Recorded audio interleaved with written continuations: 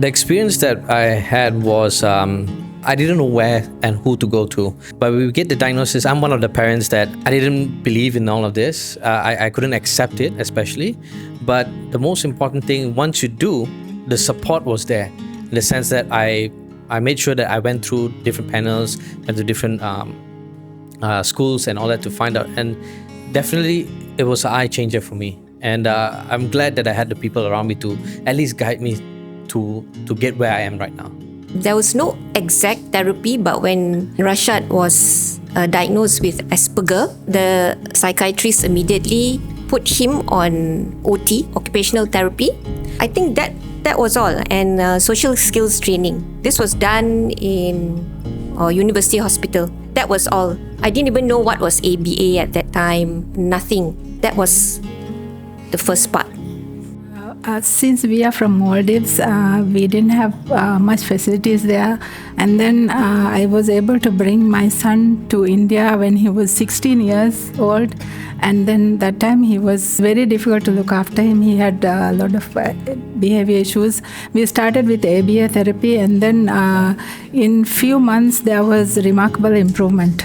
Actually, in the beginning, I have heard children being on the spectrum. I've heard of ADHD, but still I wasn't sensitive enough, or I didn't think that my son was on the spectrum. His kindergarten teachers did tell me, actually one of them, okay, she's quite experienced. She said, "Puan, why don't you go and get him tested, assessment?" So it's not that I was in denial or anything. It's just that I thought, wait lah, because sometimes we see it, sometimes we don't. And then, Asians, we always think, budak lelaki, they're always slower, they're always naughtier, they're always slow to talk and all that kind of thing. So we were on that route. Then when he managed to actually take the placement test, go into year one, standard one actually, sekolah kebangsaan. Then we realized, because first day of school, first week of school, he couldn't sit still in class. He was wandering around, going around. So then I thought, okay lah, this is where we get the assessment. But even then, I didn't. I waited until the headmaster called us in and said, I think you need to take him because the teachers can't handle. So that's where our journey started. There are a couple of people that don't really understand it. Nevertheless, the support that I had from my family, because we want to, all of us as parents, we want the best for our kids, right? And our families are the ones who guide us and help us through. But feel judged, yes. Supporting even more. I was blessed that I have that. The judgment, I had more. And that was from my immediate family. I'll always remember this. I don't know whether I'm being sensitive, but because he wasn't like his cousins, right? So my brother said, actually I asked him, I said, do you think I'm not a good parent? Then he said, yeah, maybe. So that will always stick with me. But support, yes, at the same time, I had support. Even though at that time, 10 years back, I didn't have opportunities to come to talks like this. There weren't any opportunities. Although there was, I think it happened elsewhere because I was working, busy, so I didn't look for it. Neither did anybody sort of introduce me to it. So I sort of like sailed through it, but I might not really sail lah. It's like Titanic, going up and down, roller coaster ride, all by myself. Since my son was born in the 90s, he was born in 94. So at that time, people in Maldives, we were not aware of autism. Even I heard the word autism when he was like 5 years old in India, when speech therapists mentioned the name. Then people in our family, they were not ready to accept that he has a problem. They say he is a boy, he is a little bit naughty, he will be fine. When he was like 6 years, 7 years, and I also believed them, and I was waiting for him to grow up, for him to become better. I also didn't know much. Then much later, he was diagnosed in autism when he was like 10 years old. Before that, I also thought he is just a little bit naughty. It's like that. Nobody accepted that he has a problem. Even I also could not accept. He is much improved now. He is much aware of the environment and he is able to understand better. At the beginning, even when he was 10 years, he didn't give eye contact. When we speak to him, he won't listen. Now, compared to those days, he's much improved. We can say he's a different person completely. He's able to do little bit task at home. So he's much improved now.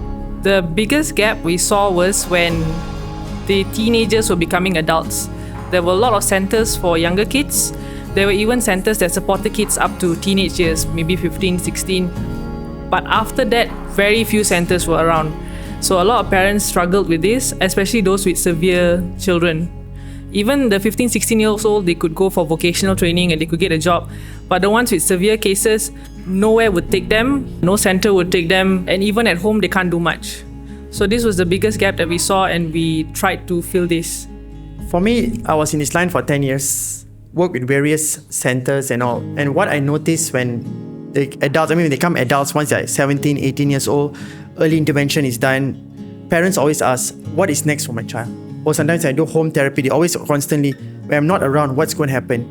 And this was the main concern that drive me to do this thing. Because I'm not going to say every center, but most centers, when the child is difficult or the child is challenging, they say, I'm sorry, we can't accept. And then what's going to happen to the parents? Everything falls into the parents' thing. So that's why we come up with TMA to find a solution to help them for something for a long-term care and a long-term support system for them.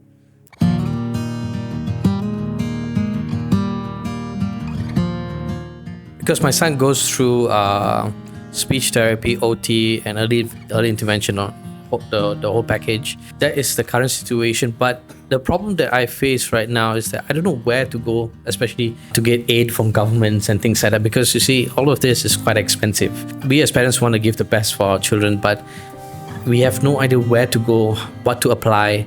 I feel that's the only thing that I'm still trying to figure out up to today. We are blessed that we found TMA. Okay, so that gap, I suppose we managed, but then still the financial. Like, how much longer can I afford to put him there? Because I know for a fact that he's now at his peak if compared to before. He's performing well, he's good, he's doing everything. Everything is well. And I know that he's only going to be this way if he has a support. Support like constant therapy, mentorship. For example, when they become teenagers, mentorship needs to be there. It's difficult. So how? Where do we go for funding? Do we start a trust fund? Do we start investing? Do we have the money to invest? For us, since we are not Malaysians, whatever support we have is back from Maldives. And here I'm alone with my son. And it's very challenging for me. As I said, my biggest aim is to make him more independent. Since his father also passed away in 2015, I'm the single parent for him. So I'm trying to make him more independent, which is very challenging, and TMA is helping a lot. It was a struggle in the beginning simply because we didn't know. But when we knew, it was a relief. That time, my late husband and I, we were actually, after we got the diagnosis, we were quite relieved because we knew then, okay, there's something that we can do. So he navigated standard 1 to standard 6. Okay, not too bad, but not in Sekolah Kebangsaan, of course. At the end, I needed to withdraw him from a government school and put him in a private school. So private school, as you all know, maybe you all have gone to do your own sourcing out. It's IGCSE or what have you, right? All the international schools, because they have smaller class community. So that's where we want to put them. And then most of the time, they will say that they do inclusive education. That's where we went also. So he navigated until grade 6 and he was fine. After that, it was a challenge. Secondary years is a challenge. Okay, in the school system, it's usually a standardized system. So they expect all children that come in, even with their different abilities or difficulties, they expect all the children to conform to one system. And even though it's an inclusive class or it's a PPKI class, they still treat all children the same. So if, let's say, somebody is a bit more advanced than the other, they will still be doing the lower levels. So there's not enough challenge, there's not enough teachings to actually guide the child to their appropriate abilities. That's the main issue I find with a lot of schools, and I've received a lot of feedback from parents as well. Even though the teachers are there, we have psychologists and counselors in school, special education needs teachers, it's still not enough to cater to individual needs because they do take in large groups as well. Number one, we make sure that what we want to see the parents' needs is very important, because when it comes to communication with parents and the school is very important. And the most important is consistency. Whatever that we do at school must be also carried forward to the house. And just want to add a bit more on Megan's point there. When it comes to a general center or whatever, they have a certain limit of time, maybe 9 to 3, 9 to 2, and then they have a certain scheduled routine. Okay, now it's gym time, now it's regardless if the child has a meltdown or has whatever issues, but you cannot cram every single thing in a short period of time. But in TMA, why we do boarding is because if let's say the child is having a meltdown at 3 o'clock, let's say he's doing something, we can still catch him up at 5 or 6 or p.m. We don't have to rush, okay, now the parents have to pick up, oh, now it's the lunchtime. Because to be honest, even having a shower time at sometimes or lunchtime can be a very big challenge. So that's why we don't want to rush things. We want to make sure that everything is smoothly and structured. At this stage, since I'm also aging, I need someone to take care of him after me. I have my elder son, I have 2 children. His brother is there. He's very supportive so far. But in Maldives, we don't have any facilities. Even for smaller children, there are some centers, but not a boarding school. And then I wish I could keep him in TMA even after I'm gone. That's what my wish is. But the next thing is the visa. If the Malaysia government is willing to give visa, I'm not taking him to Maldives. TMA is the support system for him, according to me. Okay, for siblings, I only have a sister.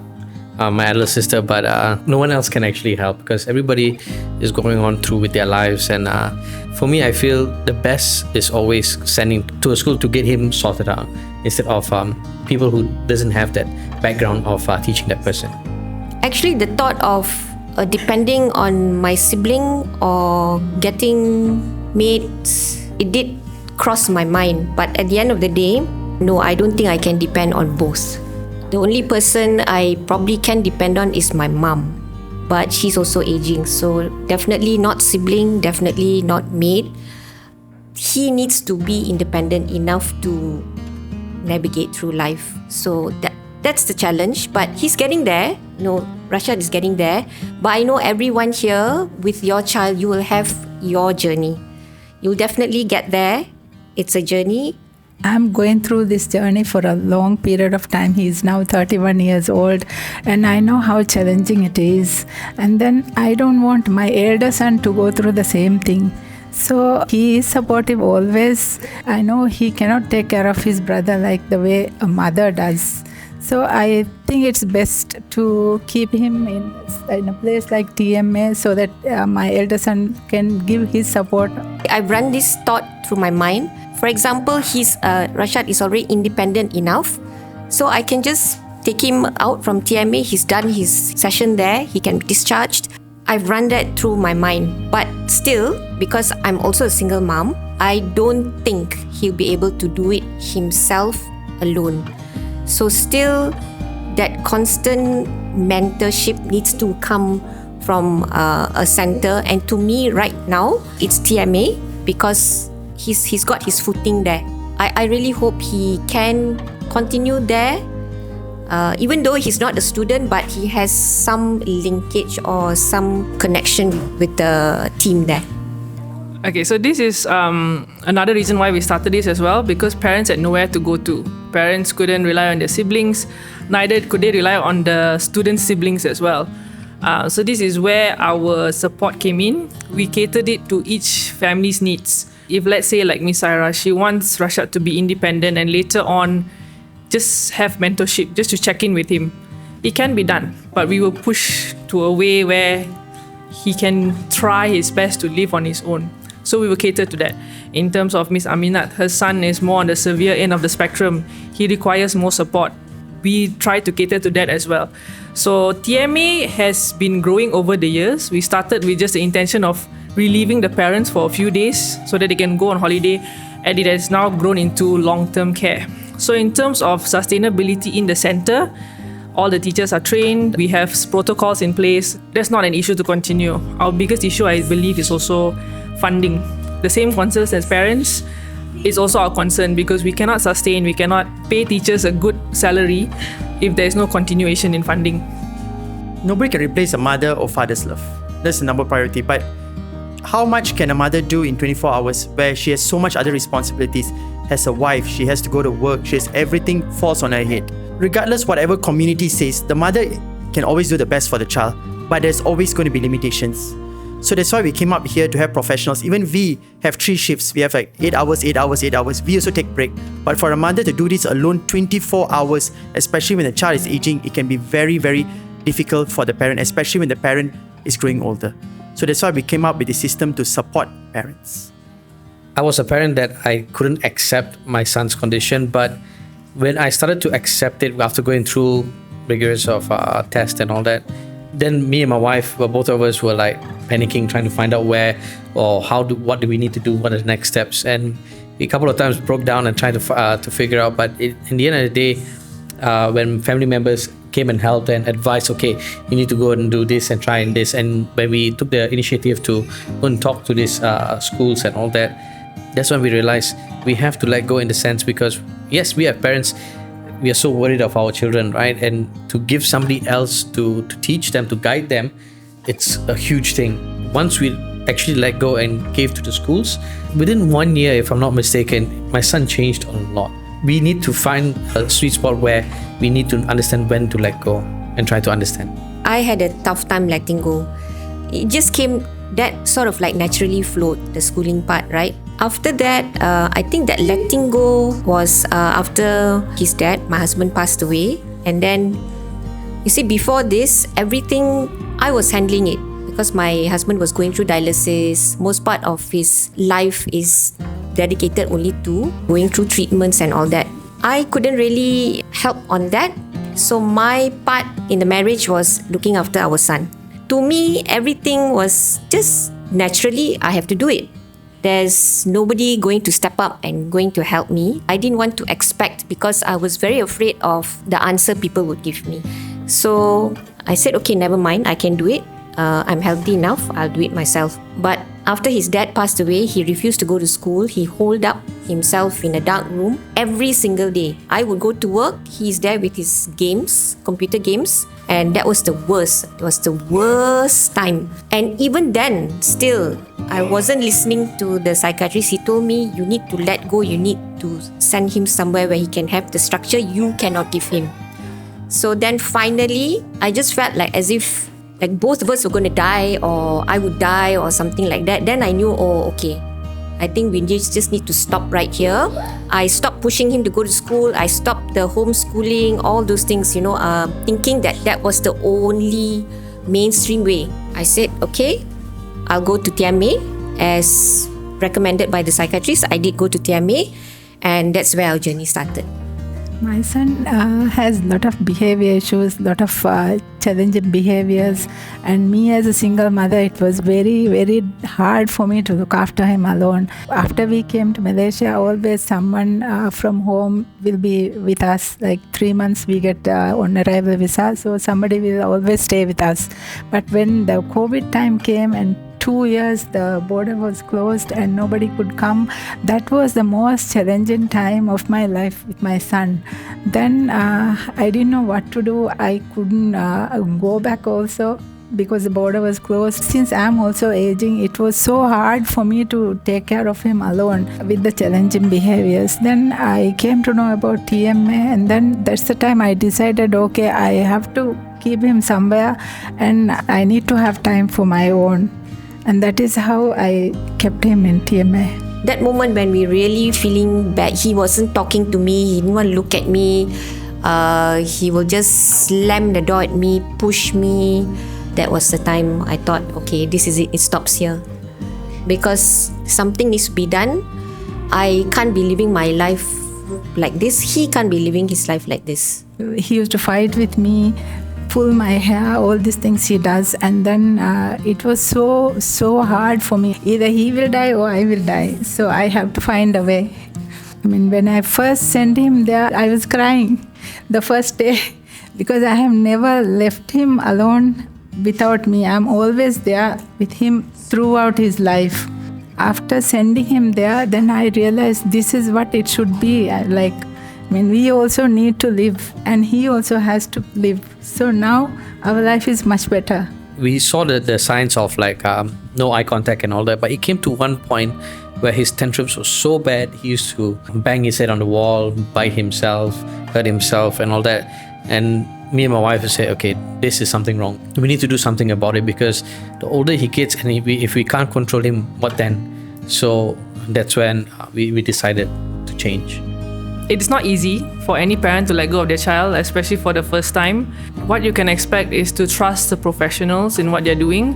If you feel yourself that you cannot trust somebody, then try somewhere else. It's not a one size fits all, but taking that step to let go could also help you find relief at times, because you know that this is something that you're not capable, or you're not a professional in, you don't really understand the situation. There are professionals out there who can help and support. And eventually, when you learn to let go, you will see changes in terms of comfort in your own time. You will see changes in your child. They will feel better, because at the end of the day, you are stuck in the same loop, you are stuck in the same routine. And like they all mentioned, they had a breaking point. So what we see in parents is, at that breaking point, sometimes it's too late for some. Some people have gone beyond the limit. But what works is you go at your own pace when you are ready. Because even when you are not ready, in my experience, some parents who are not ready to let go, the child doesn't progress. We do work with the children and with their families as well. We've had families who were not ready to let go, but they just wanted to try it out. And we didn't see positive improvement. So letting go is one part, but also do so when you're ready. In my experience in TMA, almost all parents had difficulty. I'm not going to lie, the first few days, parents call it almost 15 times, 20 times a day, how's my son, send pictures, sometimes even in 2 o'clock in the morning. And we understand, because nobody has left their special child before, and it can be very, very difficult, and we understand. By end of the day, what's going to happen to them? Because how much can a parent do? And you want what's the best for your child, especially when you're no longer around. So that is the main priority that we always tell the parents. Think about the next 10, 20 years. Are you going to give the best for your child? Because every parent wants what is the best for their child. Even like a normal neurotypical child, after a certain age, they have to go to the universities or further their studies. Same thing when it comes to special needs children. It takes time.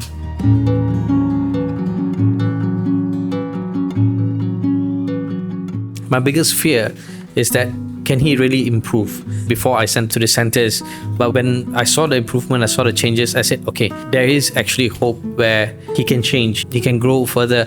And I hope that when he comes to the age of being independent, he can sustain his own. What he has become, what he has gone through, that gives me hope. I feel more confident that he will be able to go through life. But that's my biggest fear as well. Like, how will he assimilate into society? How will he, if he wants to go out and find a job, will he be able to keep a job like how neurotypicals do? I'm not sure. But even now, neurotypicals are challenged as well. Even if he does go out and go into the workforce, he will still need the mentorship and the support. I used to think maybe, never mind lah, he will just stay with me, and somehow will just manage. And then after that, when I'm gone, then he'll just have to go about it himself and all that. But now I think it's going to be better. It will be better. I think as parents, we always want to see whether our child can achieve certain milestones in their lives. But actually, for parents like us, it's not really the milestones. It's whatever they can achieve at that time. You celebrate it. You just be happy. My biggest hope is to see him more independent. I always hope that he can live on his own with minimum support. Still, he has the challenging behaviors, but it has improved a lot. So I'm just hoping that he will become better in time to come. Before, I was not able to sit with him and talk to him and interact with him. Always he will end up with a fight and all that. But now he is at least listening, and I'm able to take him out to the parks and walk with him. him. For us, it's a very big thing to, celebrate when I can spend more time with him without going into a tantrum. He is able to do little bit tasks at home, which he could not do before, like setting the table for dinner or lunch and bring in filling water bottles, all these little things. It may be little, but for me, it really, it's a very big thing for me. Like when he is able to do a few tasks like that. Now we're able to have like proper conversations. He calls me every evening. We have short conversations. Plus, also, I think when I was most overjoyed when he realized himself that he was good at certain skills. He can bake. He can make his crab stick snacks. Something that he can achieve. That was what made me happy because he realizes and he knows his capabilities. My wife and I couldn't control our son. So you just imagine if we go into IOI, put him down there, poof, he just goes missing. So the biggest joy that we had was able to go to malls now, to even sit down to have a family dinner out in the open, because the most important is public, right? We could control him because he's a water baby as well. So previously he likes to jump into every water that he sees. So that's the biggest fear, sometimes lakes and all that. So we can't do social activities much previously. But now with the behavioral training and all that he has, it's now more controllable in the sense I can hold his hand. If he wants something, he say, Daddy, I want toy. Everything, Daddy, I want toy. But at least it's the communication that we have now that gives us joy. You have to manage your expectations. Don't put all your expectations on your child, but keep the hope there. Because as long as you have hope, we can always try to push them to their fullest potential. Even on the darkest day, there will always be light. So we here as TME, we will try our best. That's why the 24-hour system works. When they have meltdown, they have tantrums, we give them their space. When they're ready, we actually start to push them. And that's how we see the potential. That's how we see them improve. In terms of fears, I believe everyone has fears. And it's usually because it's the unknown. You don't know how to manage. You don't know how to deal with it. You don't know how they're going to respond, how they're going to react. A lot of times, sometimes we also don't know. But what we know is how to manage the child. We understand the child. We look at their needs. We look at how they respond to certain triggers. And that's how we work with them. It may be a different trigger a different day. Some days they may overcome certain triggers and some days they develop new ones. It's all about learning and understanding them. And in terms of professional help, that's how we come in. Because as parents, you know your child the best. But from the professional aspect, we know how to overcome all of this in many different ways. When it comes to TME, the most important thing, what we always need to have is patience, discipline, and consistency, and a lot of prayers. That is the thing that really brings hope. Especially, that's what is the magic thing that happens that really makes changes. Even like what Naushal's mom mentioned earlier, where she said that even refilling the water bottle, yes, it was a very big challenge for that, but it was a very big moment for the mother. Or even for Miss Saira, where she mentioned about having a conversation with her son. Yes, it took a long time for the child to open up, to share these things. But yeah, as I said, never give up. Always have hope. There is always hope.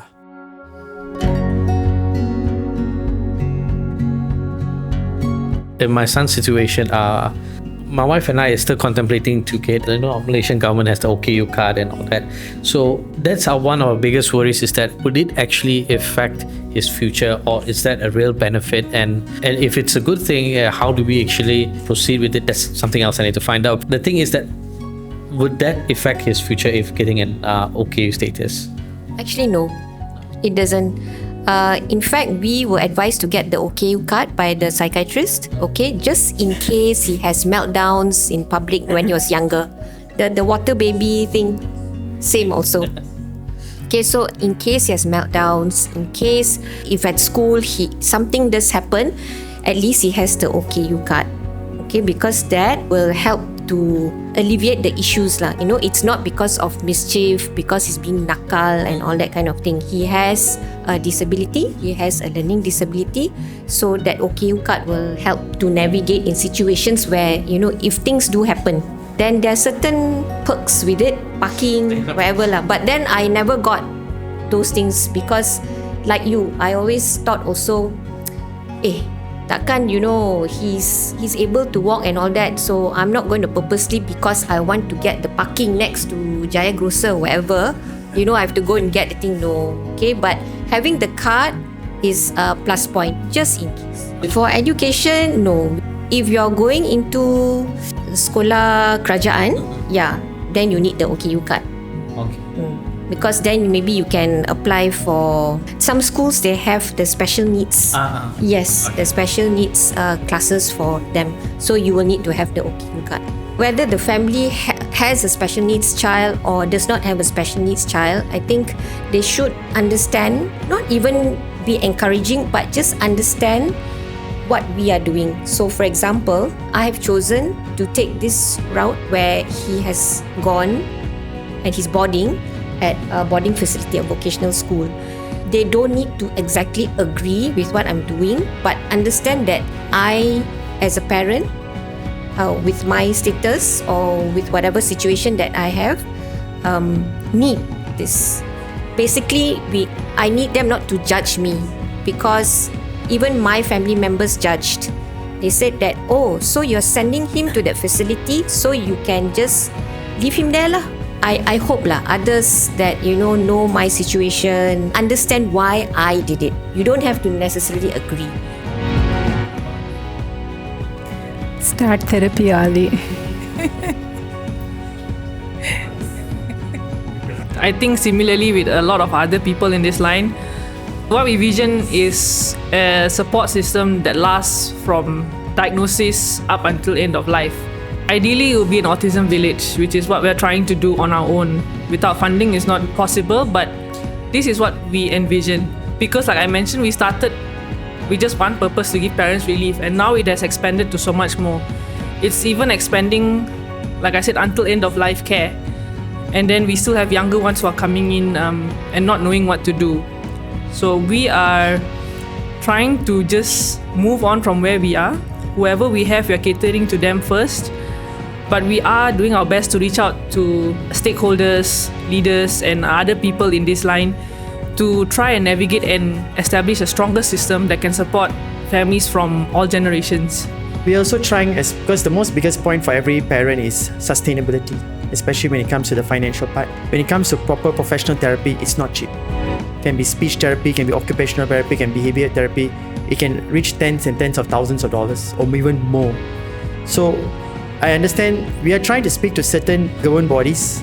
It takes time, and certain NGOs and all, to try to come up with something. But as I said, when it comes to working with government, everything has a process lah. So hopefully with some time, everything will move smoothly lah. One sentence. Yes. A sentence of hope I would say is do not give up and be always patient. No matter how frustrating life can be, there's always a way. It's not your fault. It's not your fault. You will get through this. Be patient. Know when to let go. Know when you have to do more. I would say keep your expectations low. The more expectations we have, the more depressed we become. So do your best and keep your expectations low. And don't give up. Like what the other parents have mentioned, don't give up, stay patient, and be hopeful. There's always a way, but you have to persevere and advocate for your child. Patience, consistency, discipline, and of course a lot of prayers and hope lah.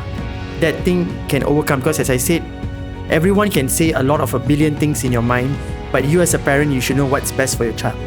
Because at the end of the day, you can't do everything by yourself, but you can determine what's best for your child. Thank you.